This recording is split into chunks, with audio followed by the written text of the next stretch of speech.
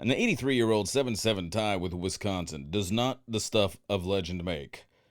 What I just told you was a lie. The final one in Auburn's current 1-2-1 record versus the Badgers was instantly the stuff of legend in a completely underrated and barely even remembered chapter in Auburn's big game history. Chances are you've never heard about it, but leading up to the 1931 season, it was all anyone in Auburn was talking about. For starters, it was Auburn's first real intersectional game in 5 years, or 8 years depending on who was writing. Half the people previewing the Wisconsin game seemed to have forgotten about Auburn's 1926 game versus Marquette, what with it being played in Auburn and against, Marquette. As far as some papers were concerned, Auburn's last tangle with Yankees was the 1923 Army game at West Point. But these weren't just any Yankees. This was Wisconsin, and in the early 30s, Wisconsin was nothing to sneeze at. In the early 30s, Wisconsin was doing the sneezing and anything else it wanted to do. Auburn was literally going up against the big boys. Whatever they were feeding them up in the Badger State in the Depression years was working. Actual quote from the Plainsmen: "The Badgers were the heaviest team encountered by the Plainsmen during the year, all of their players being well proportioned and adapted physically for the game of football." So yeah, the well-proportioned Badgers were figuratively and literally throwing their weight around the mighty Midwest. Now sure, the 1931 squad's 6-4 final record may not seem that impressive, but those 4 losses were close losses and to perennial powerhouses. They'd gone 6-1-1 the previous season, tying Ohio State, losing by 1 point to Purdue, back when you did not want to play Purdue, and by 13 to co-Big Ten champs Northwestern, which Wisconsin head coach Glenn F. Thistlethwaite had coached to a conference championship a few years earlier. In 1928, they went 7-1-1. Minnesota kept them from claiming the Big Ten championship by a measly 6 points, but not before the Badgers took out Michigan, Chicago, Iowa, even Newt Rockne's Notre Dame, which would win the national championship in the following year. Oh, and Alabama. Yes, the mighty Crimson Tide had invaded Wisconsin 3 years earlier.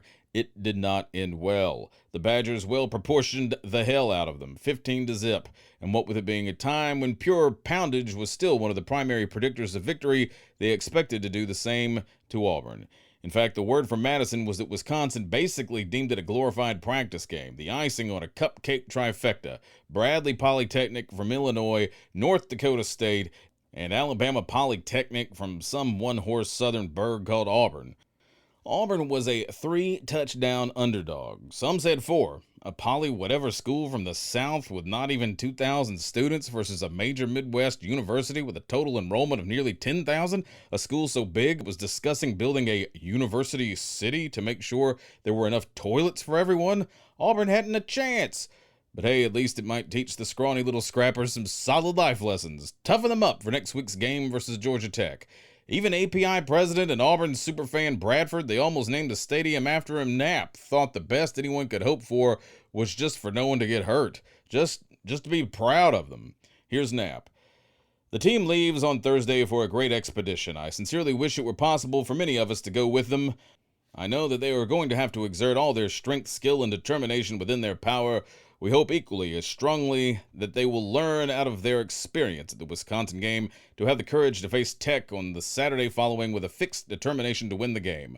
I do sincerely pray that nobody will be injured in the Wisconsin game. I wish I could announce that I'm going with the team. I would give a great deal to go, but money is tremendously scarce, and there are so many things which need my attention here that I have hesitated to make the decision. If I thought it meant any real difference to the team, I would be willing to make the sacrifice, but I feel the boys know I am with them always in the spirit of the game. They're a fine bunch of fellows, and I think we should always be proud of them." In the end, 31 players made the trip up to Madison, including future All-American, Auburn's first, Jimmy Hitchcock, and senior starting center Ralph Lefty Jordan. All of them perfect gentlemen. Yes, a railroad official was so impressed by the social graces of the Auburn team as they wound their way toward certain defeat, he was compelled to write Knapp a letter. "I have accompanied many football teams," wrote J.O. Linton, the district passenger agent for the Illinois Central Railroad, "but can say to you without hesitancy that I have never traveled with a finer and better behaved crowd of boys than on this trip. Charles F. DeBartoleben, Birmingham Coal Baron and Auburn booster, his brother Henry played on Auburn's first football team, also rode with the team, boarding the train in Birmingham, and was equally complimentary of the team's behavior. I've never seen a squad of college boys conduct themselves in such a gentlemanly manner, and I'm sure everyone who came in contact with them couldn't help from being impressed with the boys and the college they represent," he wrote Knapp. There wasn't a moment during the trip that I wasn't proud of them. With coaches and a few sports writers, the Dixie delegation totaled 38. They stopped in Chicago to see the sights, they got in some practice at Loyola, then it was time. The game was cold, wet, bleak, and primitive. 3 yards in a mist of mud. It rained the whole 60 minutes, but the first half might as well have been played in a drought compared to the second. Rain started to fall in sheets as the teams came out for the second half.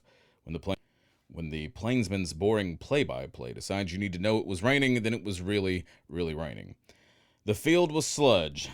Auburn didn't budge. They went toe-to-toe with the Big Ten Titans, and by they, I mean just 14 players. Due to a lack of depth, the Tigers were pretty banged up. Second-year coach Chet Wynn substituted just twice. Meanwhile, the box score shows Glenn F. Thistlethwaite substituting liberally, keeping his Huskies fresh. Auburn's line played the entire game, the whole dang game, and they never let Wisconsin cross the goal line, not from scrimmage at least. The Badgers' lone touchdown came on a 100-yard return of the second half's opening kickoff. But the dude missed the extra point, and if Auburn hadn't been offsides, the series might be tied up because dude made the second kick, and because a couple of drives later, after taking a timeout because Shug was injured, he fought through the pain just like that time in Germany and stayed in. The Tigers took it in for a touchdown. Jimmy Hitchcock, 2 yards. He kicked the extra point, too. Tie a game. Final score, 7-7. From that moment on, the 1931 Auburn Tigers, or at least the 14 who fought Wisconsin, were dubbed the Iron Men. Sure, it was a fairly common appellation given football squads who beat the odds without reinforcements, but the papers still couldn't get over the Iron Men from Auburn, who had fought gallantly against the much heavier Wisconsin Combine, holding up the prestige of the South in football. As the Glomerata put it, the only thing Auburn did was startle the universe.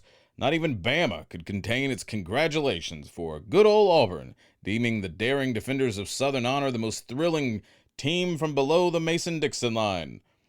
Good old Auburn, hounded, harassed, mutilated through 5 seasons of constant gridiron catastrophes, came back with startling suddenness up in Wisconsin, tying the great Badger machine 7-7 to furnish the greatest thrill of any team from below the Mason-Dixon line. Using only 14 football players, employing not a single substitution in the forward wall, Auburn battled their way to moral victory over a constant string of reinforcements. Our congratulations, Tiger. Carry on. People in Auburn only learned about the Iron Men after stupid Game 7 of the World Series was over. That's what WAPI went with instead of the Auburn-Wisconsin game. Sheer madness. An occasional summary of the action was read during the commercials, but the full play-by-play wasn't broadcast until the Cardinals beat the A's. But since the team wouldn't be arriving, very courteously, back in town until Sunday night, there was plenty of time to prep the celebration. It was epic. We came back to Opelika on the train, the Seminole, and had the biggest welcoming party to ever greet an Auburn team up to that time. Shug reminisced years later. Usually we had to catch rides back to Auburn, and this time I remember looking out the back window of the car and seeing nothing but headlights stretching all the way back to Opelika. Those headlights stretched back 8 whole miles. It was 3,000 people's worth of Ford Model A's and whatever else people drove back then. That's how many were waiting on the boys at the station. It was the biggest train greeting crowd ever in Opelika. Way bigger than even the one former President Taft had gotten a few years earlier. The return trip was wild. Guys were riding on the running boards, almost getting run over, almost dying, not caring. That's the only thing Knapp felt the need to complain about when the excitement died down. Finally, the Iron Men arrived back on campus, where a mammoth bonfire leaped high in acclamation of Auburn's return to the realm of the mighty. The word frenzy showed up a lot in the coverage of the celebration. The band raised the dead. People screamed. They shouted, "War Eagle." Players got up and thanked everyone. At least that's what people guessed they were saying. It was too hard to hear. Even one of the sports writers who rode with the Warriors up to Wisconsin got up to proclaim that what the Iron Men from Auburn did to the Badgers was one of the damnedest things he ever saw. Knapp, apparently, could barely contain himself. He couldn't find the words to describe how proud he was that 14 not-heavy kids from Auburn had held their ground against a great university with thousands of students and with heavy and powerful men and a large amount of money with which to hire coaches. That they had, it meant that the old traditions and real Auburn spirit were back.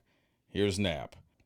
There is an extremely great feeling of elation in Auburn. I am unable to find adequate words to describe the supreme sense of satisfaction there is in knowing that team of ours acquitted itself so magnificently in the game with Wisconsin. I'm sure that the defense and the offense of this lighter team against a great university with thousands of students and with heavy and powerful men and a large amount of money with which to hire coaches is coming back to the old traditions and real Auburn spirit. To name the list of these heroes would be to put down the names of all the 14.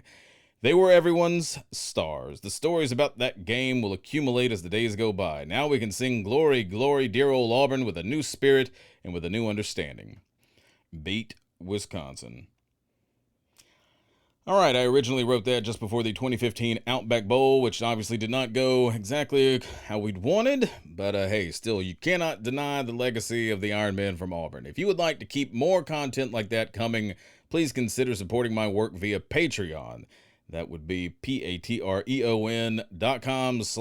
War Eagle Reader. You can get exclusive content, and you'll get free books once they start coming, and they will. War Eagle, thanks for listening.